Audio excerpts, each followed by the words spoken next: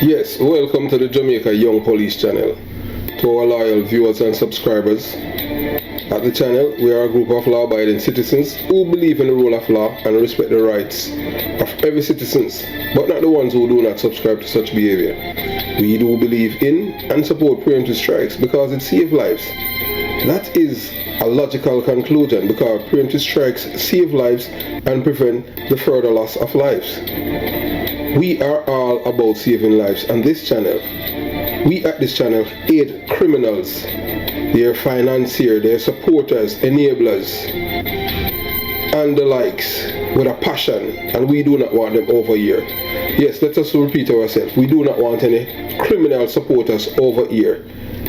Please, we do not want your views, your subscriptions, your likes, or your comments. Please go elsewhere where the red carpet is waiting for you. Over here, we want you, the criminal supporters, enablers, financiers, and all the likes, to go to prison or madness.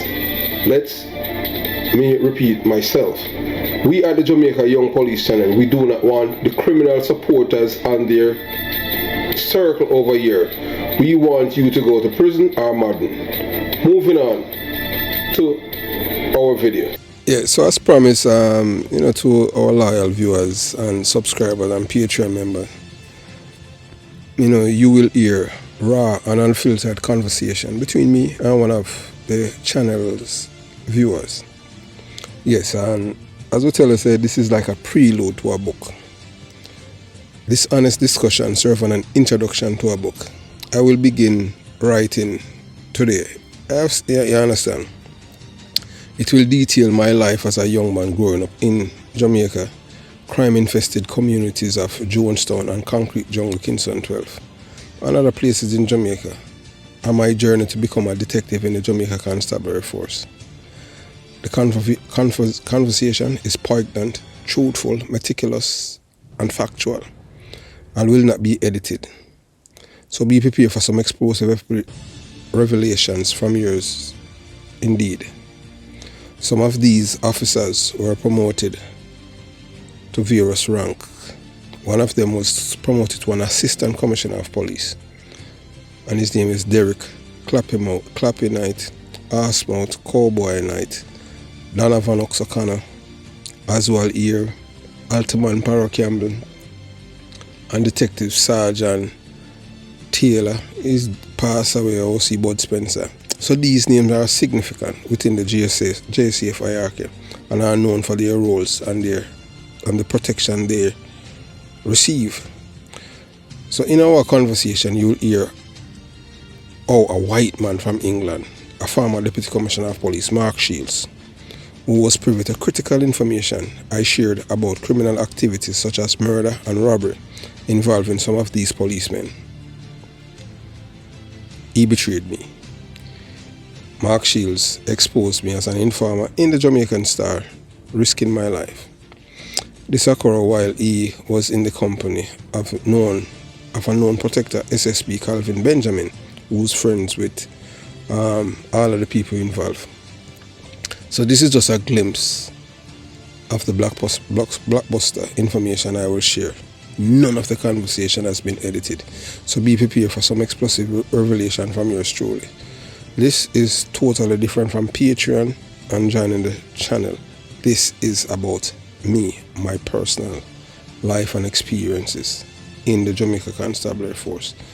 So the book that I will release, this conversation, it can be used to teach even law enforcement anywhere in the world to know about how corruption is within law enforcement circle and how to read it. So I want you watch, you listen, you decide. Because when he was a youngster in school, I never saw that side of him. Oh, him being, like a Chucky. Well, I never knew the antisocial behavior and the criminal side of him. Mm-hmm. But it goes to show that a lot of them that grew up in that environment, Yes, I would be on military operations or police operations, and they might have been cut down. But it's just quite frightening because there's a difference between when you're a child. I grew up in a home where my parents were in the civil service. Right. But I was like not an outcast, but someone who had never passed for one of the popular schools, and therefore I went to senior school for a while. Oh, you went to Kingston Senior? That is where I would have met them. And I later went on from there. My parents insist on, my father was more of an intellect, so he insisted, and so I was taken out of senior school because he worked at the Ministry of Education and just thought that the community was rough, while my other two brothers went to the Calabars and the Woolmers and what have you. So that's how I came in contact with them. So I went to school with a lot of people. I remember one guy, Dennis Shaw, I think he lived on Paisley Road. And Harvey Henry and Ripton Hilton. So I later learned in life. There's another fellow who came from Jonestown. I think he became a customs officer. Lascelles Mary. Yes. You know him? No, I heard of him. Because you guys are older than me, you know. Without a doubt, I figure as much. Yes. So, but I listen to you speak. I mean, there are things that I am more Jamaican than anything else, and therefore I never did subscribe to antisocial behavior. Yes.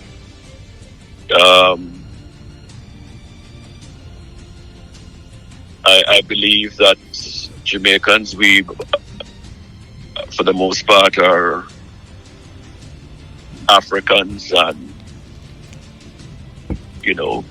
might have grown up poor, but I don't think we have to exhibit the kind of behavior we did, and how we get our stripes and how we get attention. And well, you just said the right word. I think the thing is that, as my mother said, the reason why Jamaicans behave in that way is because it's lack of love, and that's the only way to garner attention.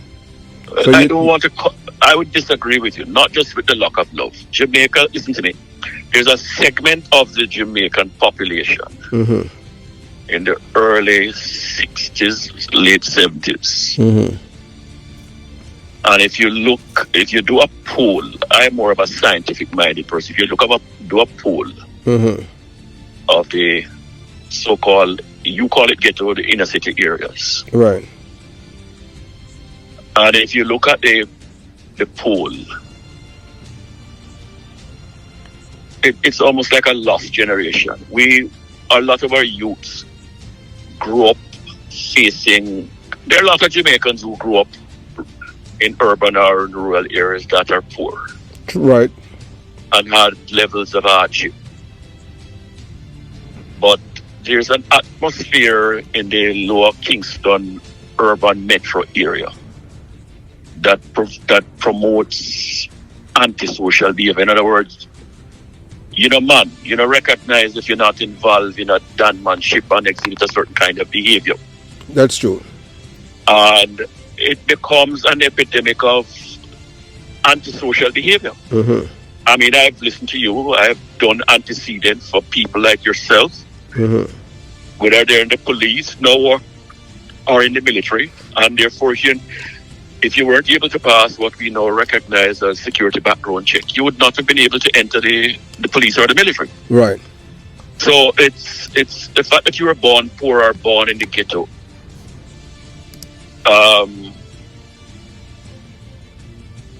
It says a lot about the social and economic environment in which you're about. But there are quite a number of people. And I can give you an just to let you understand the point I'm talking about. Right. I can name people. For instance, look at Colonel Linton Graham. Colonel Linton Graham went to Trenchtown Comprehensive High School. Right. Okay? I don't know if you know Linton. No, I don't know him. Okay. I can name a number of people. There was a young lady who I met during my time in the private sector. And I almost fell in love with her. And she lived on off street, and I would drive late at nights and come inside there, and I think she has a brother named Percy, right? So you weren't afraid because those places are like, after 6 o'clock is a no-go zone. No, well, I never had that. I never had that fear. So at the time you were in the military or the police force? I had an affiliation with the military. Mm-hmm. But my experience is so multifaceted. There are people in the military who don't view me as being the military. They see me more as being with the police. Right. Because most of my time was spent purely between the police and the military. Oh, so okay. So you were you're one of the people that came over like with Dickie Burt. I came back from very early days, not only from within the police, but also from within the cadets. Mm-hmm. There were people in the military who was afraid of me because they think I was too much inclined to be on the police side, because that's always that anti-sentiment against the police and what have you. Mm-hmm. But in another breath, the police, lower and people who have become senior command was never trusting of me. Mm-hmm. Because I'm someone who works in the intelligence field. Right. And I never exhibited. I'm someone who's very vocal, and I'm not someone who's prepared to sell myself short. Right. I'm not just a patriot, but I'm also someone who recognizes as a nationalist Jamaica's crime, Jamaica's social economic problems, and and what has led to poverty and the underprivilege of some of our people. So it is multifaceted. Right. It has its tentacles all over the place. Historically, after slavery, most Jamaicans have dark pigmentation, never got land, they never got anything. True. And we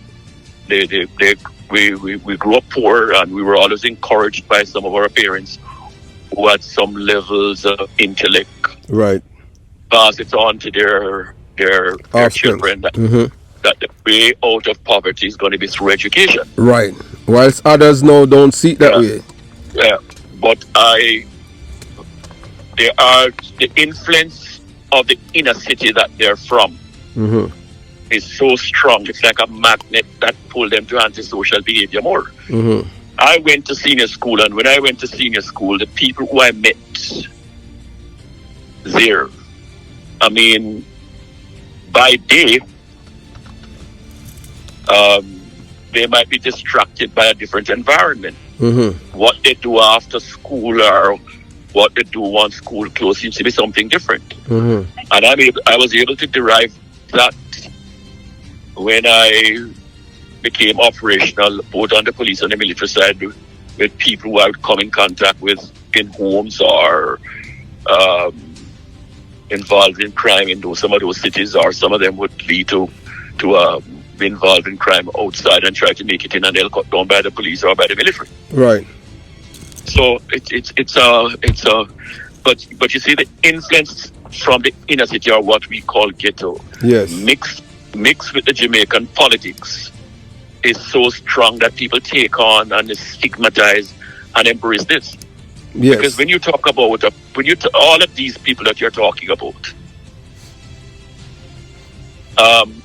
I see a stronger propensity for them to take on the antisocial behavior and promote it to make themselves somebody or to get some level of recognition. Yeah, to make themselves relevant. You have people who come out of that background who today are shining stars. Because our former Chief of Defense Staff, Lieutenant Rocky Shields, came out of Marmalade. Oh, okay. Okay? Yes. Oh, so you served with him in the military? Yes, I did. Oh, okay. Let me just say this to you. More often than not, if you see me, you may or may not recognize me. Oh, okay. Because I consider myself, I'm a true ambassador of Jamaica. Right. I never grew up in wealth. I grew up in a working class home. Right. But I grew up in a home with strong values. Yes. And from very early in my life, I was a patriot.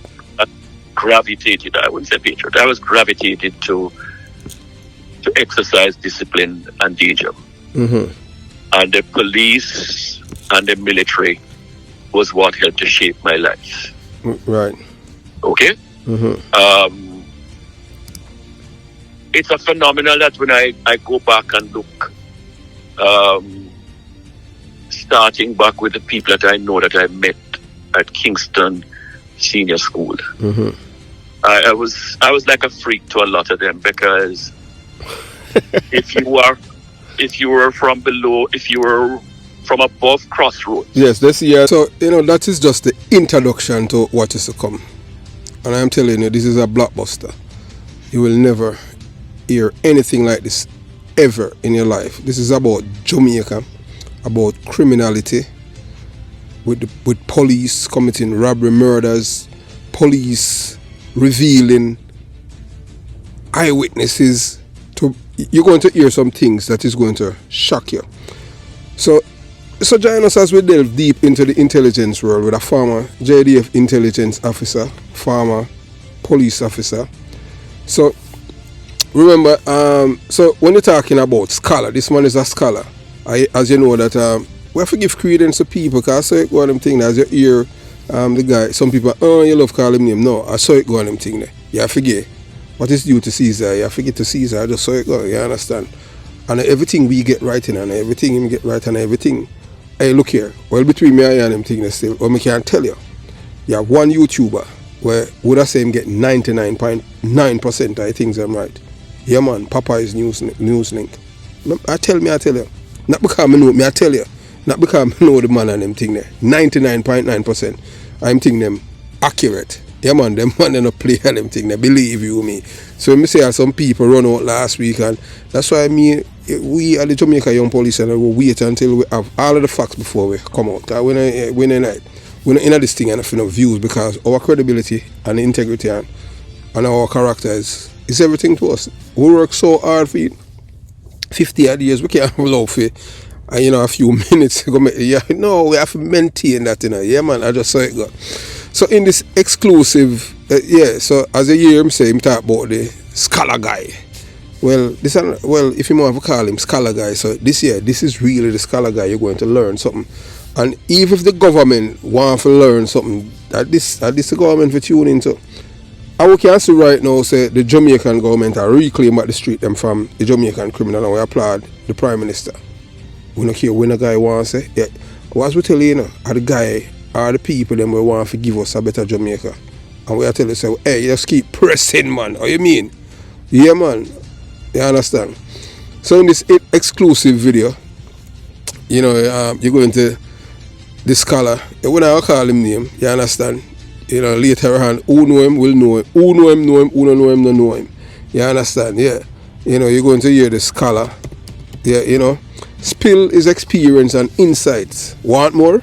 Alright. Head over to our Patreon page to access the full conversation broken down in 10 parts, each spanning an hour. Take advantage of this exclusive content for our loyal members. So start with the shocking revelation. Ever wonder what secret an ex-intelligence officer could share about YouTube or share on YouTube? So today you'll get exclusive insight from a former intelligence officer on YouTube and on Patreon. Yeah, so this is just an introduction to what we tell you about the book. So the intelligence officer unveiling hidden truths without compromising security. Dive into specific examples, discuss how intelligence tactics can be applied to understanding, how criminals behave, reveal some key revelation, how intelligence strategy can use to decode how criminals operate. You understand? How you can change people's lives, especially the youths them. You understand? And from covert operation to overt operation, and the parallels are intriguing. So we encourage viewers to subscribe for more exclusive content and share their thoughts and comment in the comment section below. This is not your ordinary video. This one no dodos or no This is even more in depth than anything that you ever heard in your life at Jamaica. This is just the tip of the iceberg of what's happening or what has happened in Jamaica. So you watch, you listen, and you decide. So this is an introduction to a book. You understand? As we tell you, everything take time, and you understand what I'm saying.